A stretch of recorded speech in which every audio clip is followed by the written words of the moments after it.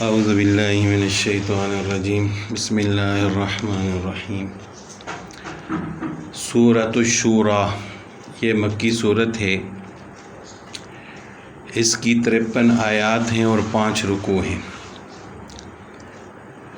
حامیم عین سین قاف یہ حروف مقطعات میں سے ہیں جن کا علم صرف اللہ تعالیٰ کو ہے۔ کذالک یوحی الیک اسی طرح وحی بھیجتا ہے اللہ آپ کی طرف، وَإِلَى الَّذِينَ مِن قَبْلِكَ اور آپ سے پہلوں کی طرف، یعنی جو پہلے انبیاء علیہ الصلوۃ والسلام گزرے ہیں ان کی طرف۔ اللہ وہ وحی بھیجنے والا اللہ ہے، العزیز جو زبردست ہے، الحکیم حکمتوں والا ہے۔ لَهُ مَا فِي السَّمَاوَاتِ وَمَا فِي الْأَرْضِ اسی کا ہے جو کچھ آسمانوں میں ہے اور جو کچھ زمین میں ہے۔ وَهُوَ الْعَلِيُّ اور وہ بہت بلند، العظیم عظمتوں والا ہے۔ تَكَادُ السَّمَاوَاتُ يَتَفَطَّرْنَ مِن فَوْقِهِنَّ قریب ہے کہ آسمان پھٹ جائیں اوپر سے۔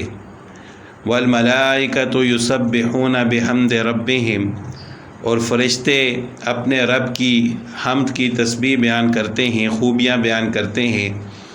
وَيَسْتَغْفِرُونَ لِمَنْ فِي الْأَرْضِ اور زمین والوں کے لیے استغفار کرتے ہیں، زمین والوں کے گناہ بخشواتے ہیں۔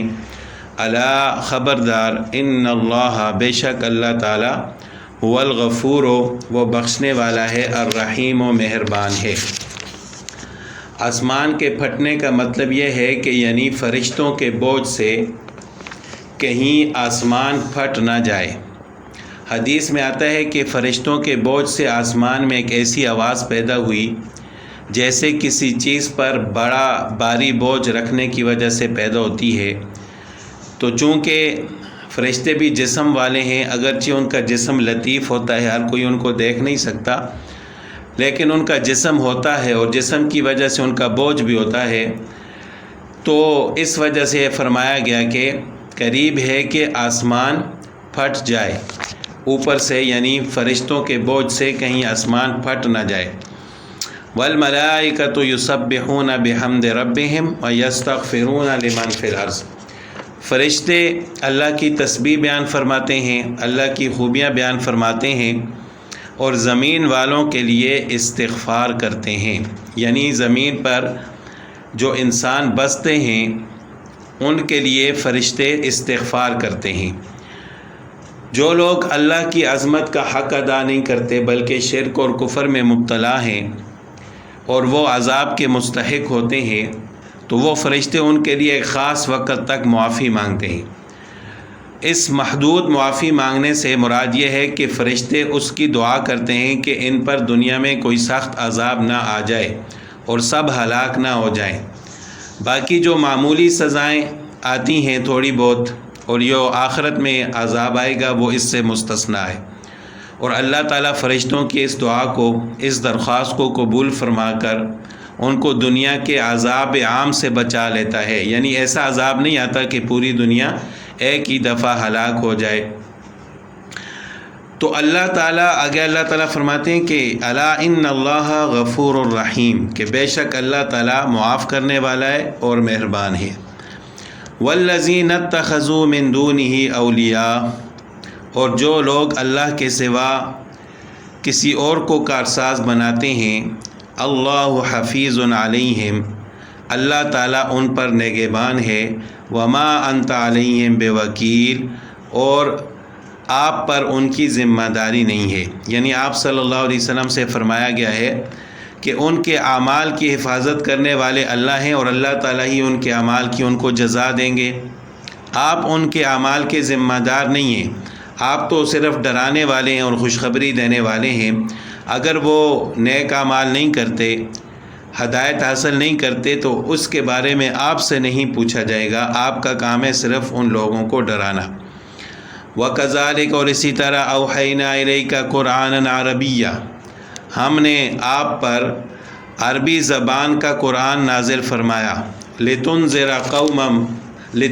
أُمَّ الْقُرَىٰ تاکہ آپ ڈرائیں مکہ والوں کو۔ ام القریٰ سے مراد مکہ والے مراد ہیں، ومن حولہا اور جو مکہ کے ارد گرد علاقے ہیں یعنی عرب کے علاقے۔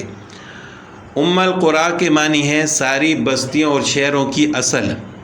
کہتے ہیں جڑ کو، اصل کو، تمام بستیوں اور شہروں کی اصل، اور اس سے مراد مکہ مکرمہ ہے۔ اس کا نام ام القریٰ اس لیے رکھا گیا ہے کہ یہ شہر ساری دنیا کے شہروں اور بستیوں سے اور ساری زمین سے اللہ کے نزدیک اشرف اور افضل ہے، جیسا کہ امام احمد رحمۃ اللہ علیہ نے مسند میں حضرت عدی بن حمراء ظہری سے روایت کیا ہے کہ انہوں نے فرمایا کہ میں نے رسول اللہ صلی اللہ علیہ وسلم سے اس وقت سنا جب کہ آپ صلی اللہ علیہ وسلم مکہ مکرمہ سے ہجرت کر رہے تھے اور بازار مکہ کے مقام پر تھے کہ آپ صلی اللہ علیہ وسلم نے مکہ مکرمہ کو خطاب کر کے فرمایا، یعنی رخصت ہوتے وقت یہ خطاب فرمایا کہ تو میرے نزدیک اللہ کی ساری زمین سے بہتر ہے اور ساری زمین سے زیادہ محبوب ہے۔ اگر مجھے اس زمین سے نکالا نہ جاتا تو میں اپنی مرضی سے کبھی اس زمین کو نہ چھوڑتا۔ یعنی آپ صلی اللہ علیہ وسلم نے مکہ کے ساتھ محبت کا اظہار فرمایا کہ اگر مجھے یہاں سے نہ نکالا جاتا تو میں کبھی بھی یہاں سے نہ جاتا، مکہ کو چھوڑ کر میں کبھی نہ جاتا۔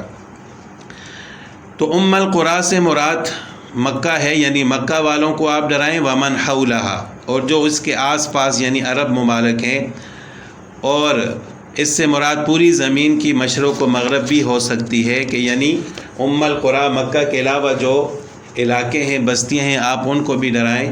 وَتُنذِرَ يَوْمَ الْجَمْعِ اور آپ ڈرائیں اس دن سے جس دن سب لوگ جمع ہوں گے، لا ریب فیہ جس میں کوئی شک نہیں، فریق فی الجنت و فریق فی السعیر بس ایک گروہ تو جنت میں ہوگا اور دوسرا گروہ دیکھتی ہوئی آگ میں ہوگا۔ وَلَوْ شَاءَ اللَّهُ لَجَعَلَهُمْ أُمَّةً وَاحِدَةً اگر اللہ تعالیٰ چاہتے تو ان سب کو ایک ہی امت بنا دیتے، یعنی سب کو مسلمان بنا دیتے، سب کو زبردستی اللہ تعالیٰ مسلمان کر دیتے، لیکن اللہ تعالیٰ کی حکمتیں ہیں، اللہ تعالیٰ نے زبردستی کسی کو مسلمان نہیں بنایا بلکہ ان کی مرضی پر چھوڑ دیا ہے، ہدایت کا راستہ بتا دیا ہے۔ وَلَٰكِن يُدْخِلُ مَن يَشَاءُ فِي رَحْمَتِهِ لیکن وہ جسے چاہتا ہے اپنی رحمت میں داخل فرما دیتا ہے۔ وَالظَّالِمُونَ مَا لَهُم مِّن وَلِيٍّ اور ظالموں یعنی گناہگاروں کا نہ تو کوئی رفیق ہے ولا نصیر اور نہ کوئی مددگار ہے۔ ام اتخذوا من دونی اولیاء کیا انہوں نے اللہ کے علاوہ اولیاء کارساز بنائے ہوئے ہیں؟ فاللہ الولی سو اللہ ہے وہی کارساز ہے، وہی کام بنانے والا ہے۔ وہو یحیی الموتیٰ وہی زندہ کرتا ہے مردوں کو، وہو علی کل شیء قدیر اور وہ ہر چیز پر قادر ہے۔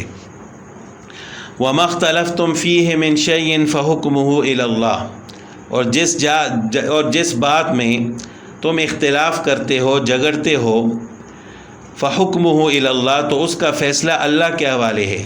ذالکم اللہ ربی یہ اللہ میرا رب ہے، علیہ توکلت تو میں اسی پر بھروسہ کرتا ہوں، وإلیہ انیب اور اسی کی طرف رجوع کرتا ہوں۔ فاطر السماوات والارض وہ آسمانوں اور زمین کو پیدا کرنے والا ہے۔ جعل لکم من انفسکم ازواجا اس نے تمہارے لیے تم ہی میں سے جوڑے بنائے، ومن الانعام ازواجا اور چوپایوں اور جانوروں میں سے بھی جوڑے بنائے، یزرعکم فیہ وہ اسی کے ذریعے تمہاری نسل بڑھاتا ہے، بکھیرتا ہے تم کو، یعنی اسی سے تمہاری نسل بڑھتی ہے۔ لیس کمثلہ شیء اس جیسا کوئی بھی نہیں ہے، نہ ذات میں نہ صفات میں۔